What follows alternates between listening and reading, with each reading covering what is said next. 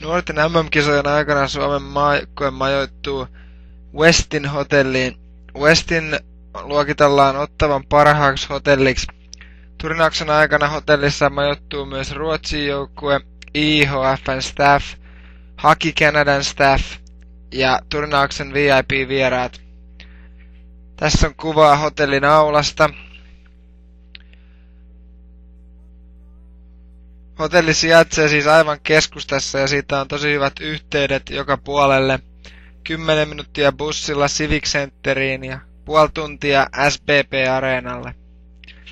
Nova Scotia on Suomen ruokailu- ja palaverihuone.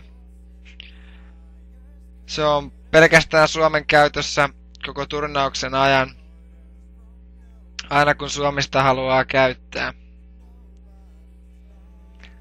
Sitten kuvassa näkyy pelaajien huone. Pelaajat on taas normaalisti 2 pelaajaa yhdessä huoneessa. Huoneeseen kuuluu TV, jääkaappi, kahvinkeitin ja internetyhteys. Ja kuten näkyy, kaikki huoneet on todella korkealuokkaisia. Ja tässä näkyy sitten johtoryhmähuoneesta esimerkki. Muuten sama varustelu huoneissa, mutta näissä huoneissa on 1 king size sänky ja vähän enemmän sitten muuta tilaa.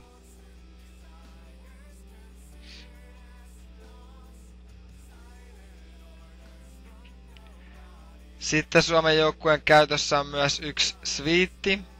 Tässä näkyy kuvaa sviitin olohuoneesta. Hyvät näköalat sieltä kaupungin yläpuolelle. Tässä on sitten kuvaa saman sviitin makuuhuoneesta. Suomen joukkue voi itse päättää, että kenen käyttöön tämä huone annetaan. Se voi olla joko päävalmentaja tai puheenjohtaja tai toimitusjohtaja tai joukkuejohtaja, ihan miten itse haluaa. Todella hieno huone. Hotellissa on myös fitness ja pool area. Tässä näkyy kuvissa poreallas ja uima-allas.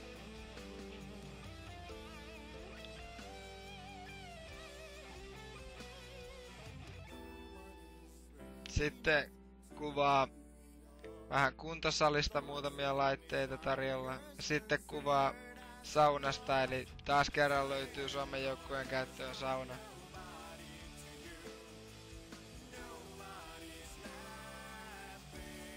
Sitten jos Suomi haluaa, niin on vielä extra huone tämmönen käytössä, josta pitää ilmoittaa mahdollisimman nopeasti, jos se halutaan käyttöön esimerkiksi palaveriin.